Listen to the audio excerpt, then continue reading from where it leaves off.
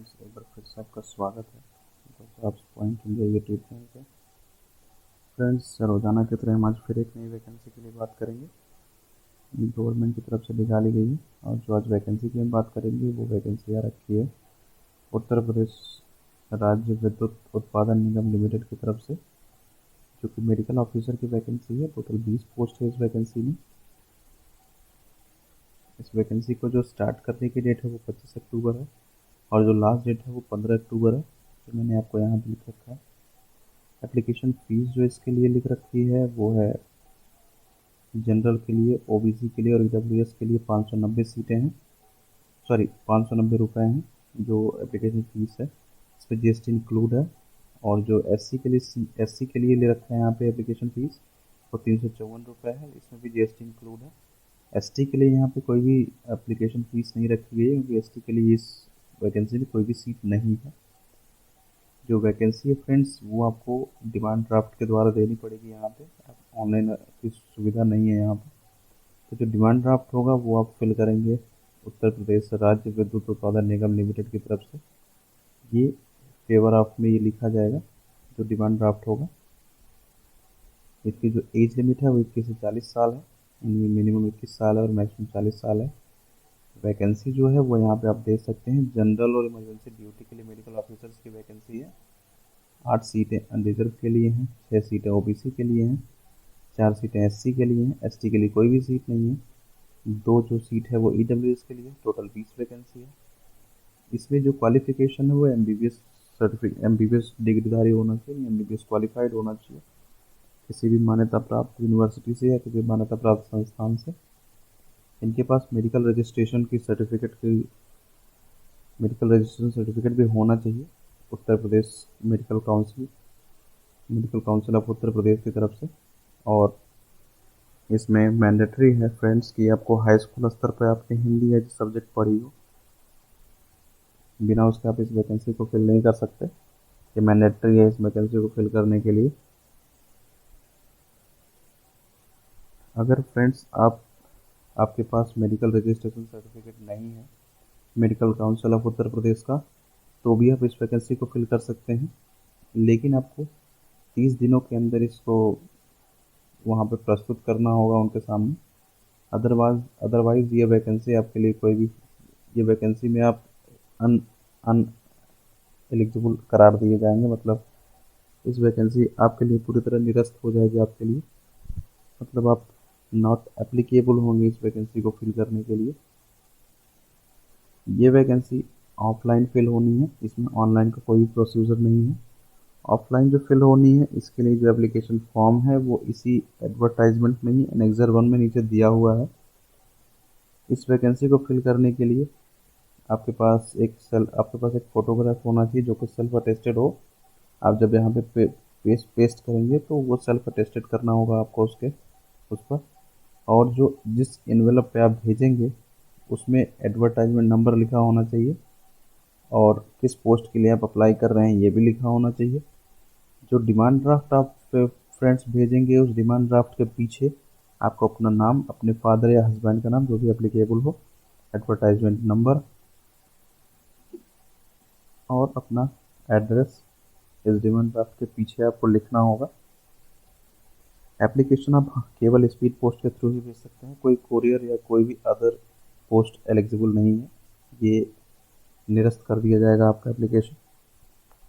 तो friends, speed post के through जो आप भेजेंगे उसमें जो एड्रेस है वो सेक्रेटरी यूपी राज्य विद्युत उत्पादन सेवा आयोग, यूपी राज्य विद्युत उत्पादन निगम limited, room number 1025, 10th floor, Shakti Bhawan, extension Lucknow 226001 है। सिलेक्शन प्रोसेस जो होना है वो पूरी तरह इंटरव्यू बेसिस पे होना है। सॉरी, ये पूरी तरह इंटरव्यू के जो इंटरव्यू होना है उस पर डिपेंड करेगा फाइनल सिलेक्शन। जो मैक्सिमम मार्क होगा वो 50 नंबर का होगा इंटरव्यू में। एडवर्टाइजमेंट यहाँ से आप डाउनलोड कर सकते हैं, ऑफिशियल वेबसाइट पे यहाँ से जा सकते हैं। एडवर्टाइजमेंट पे हम एक बार देख लेते हैं।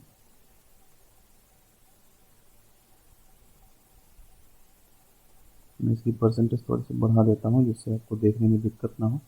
ये वैकेंसी है फ्रेंड्स, आप इसको पूरी तरीके से पढ़ सकते हैं। जो पे बैंड यहाँ पे दे रखा है वो 56,100 है।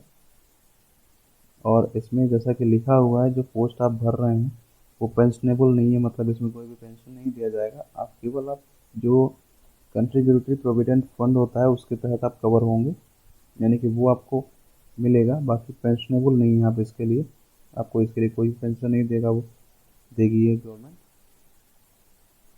यहाँ पे जैसा कि मैंने आपको बताया कि आपके पास एमबीबीएस की डिग्री होनी चाहिए और medical council of Uttar Pradesh से मेडिकल रजिस्ट्रेशन का सर्टिफिकेट होना चाहिए। यहाँ पे इन्होंने लिखा है, जैसा कि मैंने आपको पहले भी बताया, कि हाई स्कूल की जो पेपर है वो हिंदी विषय के साथ आपको उत्तीर्ण होना मस्ट है, मतलब हिंदी एज ए सब्जेक्ट होना चाहिए उसमें। ये आपके हिंदी के ज्ञान को परखने के लिए है केवल। जैसा कि मैंने आपको बताया कि जिन यूजर्स के पास मेडिकल रजिस्ट्रेशन सर्टिफिकेट नहीं है करेंटली, वो भी आवेदन कर सकते हैं, लेकिन जब आपका चयन हो जाएगा उस दशा में आपको अब केवल 30 दिनों का समय दिया जाएगा। उस 30 दिन के भीतर अगर आप medical council of Uttar Pradesh के द्वारा वो मेडिकल रजिस्ट्रेशन सर्टिफिकेट दे देते हैं तो कोई दिक्कत नहीं है, अदरवाइज आपका वो चयन निरस्त हो जाएगा, मतलब आप इसके लिए अनएलिजिबल हो जाएंगे और इसके लिए आप खुद ही जिम्मेदार होंगे। इस चीज़ को इन्होंने पहले ही लिख दिया है। आप इसके लिए अप्लाई कैसे करेंगे, जैसा कि मैंने आपको बताया कि इस एप्लीकेशन फॉर्म में एक एनेक्सर 1 है, वहाँ पे आपका एप्लीकेशन फॉर्म दिया हुआ है, तो आप इस एप्लीकेशन फॉर्म को एनेक्सर 1 पे जाके डाउनलोड करके फिल भी कर सकते हैं। और जो आपका एनवेलप होना, जैसा कि यहाँ पे लिखा है, जिस एनवेलप में आप इसको भेजेंगे, इस एनवेलप की साइज़ जो है 30x25 सेंटीमीटर की होनी चाहिए। सिलेक्शन प्रोसेस, जैसे कि पहले आपको मैंने बताया कि सिलेक्शन प्रोसेस पूरी तरीके से इंटरव्यू बेसिस पे होना है और टोटल इसके लिए 50 नंबर हैं।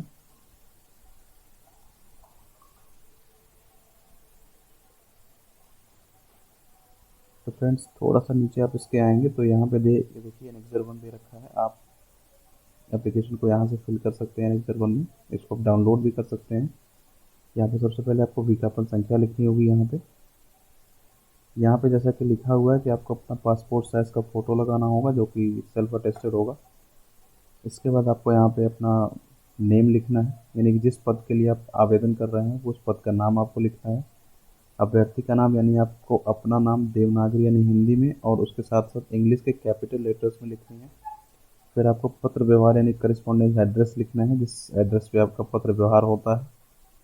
आपको अपना ईमेल आईडी लिखना है, आप जिस गांव से या नगर से, फिर जिला, उसके बाद राज्य, जहां से भी जैसे आप लिखते हैं, पहले गांव या नगर का नाम, कॉमा जिले का नाम तथा राज्य का नाम, यानी जिस स्टेट से आप अप्लाई कर रहे हैं, जिस स्टेट के निवासी हैं वो यहाँ पे आपको मेंशन करना है। अपना डेट ऑफ बर्थ लिखना है, जैसे कि यहाँ तिथि माह और ईस्वी लिखी है, यानी पहले डेट होगा, फिर महीना होगा, फिर साल होगा। यहाँ पे देखिए 4 चीज़ें भरती हैं। पहला तो अभ्यर्थी के पिता का नाम देना है इसी में, उसके नीचे आप जन्म स्थान देंगे अपने पिता का या पति का। उसके बाद अगर अभ्यर्थी के अभ्यर्थी का या के पिता का जो पता है वो पता आप लिखेंगे यहाँ पे। और अगर कभी आपके फादर ने राष्ट्रीयता नहीं बदली है तो आप नहीं लिखेंगे। अगर आपके फादर ने इसके पहले कभी राष्ट्रीयता बदली है तो आप हाँ लिखेंगे और रीज़न लिखेंगे कि क्यों बदली है, पूरा आपको विवरण विवरण देना होगा। उसके बाद आपको ये जितनी भी चीज़ें यहाँ पे दी हुई हैं सारी चीज़ें आपको यहाँ फिल करनी होंगी, एक एक करके आप पढ़िए और इसको फिल करिए। उसके बाद आपको यहाँ अपनी एजुकेशनल क्वालिफिकेशन सारी भरनी है। फिर यहाँ पे लिखा हुआ है कि अगर आप किसी नियुक्ति में यानी वर्तमान कहीं पे काम कर रहे हैं तो उसका डिटेल आपको यहाँ देना होगा। तो ये सारी चीज़ें आपको फिल करने के बाद यहाँ नीचे ये सारी चीज़ें आप फिल करेंगे। फिर लास्ट में यहाँ देखिए लिखा है अभ्यर्थी द्वारा घोषणा, तो यहाँ पे आप लिखेंगे मैं के आगे अपना नाम लिखेंगे। ये सारी चीज़ें आप पढ़ लीजिएगा। उसके बाद आप यहाँ पे अपना सिग्नेचर करेंगे, यहाँ अपना पूरा नाम लिखिएगा, यहाँ पूरा एड्रेस लिखा जाएगा, यहाँ पे वो डेट लिखी जाएगी जिस डेट में आप फिल कर रहे हैं, स्थान का नाम लिखिए अपने। उसके बाद आप इस एप्लीकेशन फॉर्म को स्पीड पोस्ट के थ्रू जो एड्रेस मैंने आपको ऊपर बताया उस एड्रेस पे आप भेज दीजिए। फ्रेंड्स ये है वो पूरा प्रोसेस कि आप इस फॉर्म को फिल कैसे करेंगे। इस वीडियो को लास्ट तक देखने के लिए थैंक यू। अगर आपको इससे रिलेटेड कोई कमेंट है, कोई इशू है, कोई डाउट है तो आप इस वीडियो के कमेंट बॉक्स में भी ज़रूर लिखिए, मैं कोशिश करूँगा आपको उसका उत्तर दूँ। और फ्रेंड्स इस वीडियो को लाइक शेयर और कमेंट ज़रूर करिए। आज के लिए इतना ही, कल फिर मिलेंगे एक नई वैकेंसी के साथ। Bye bye.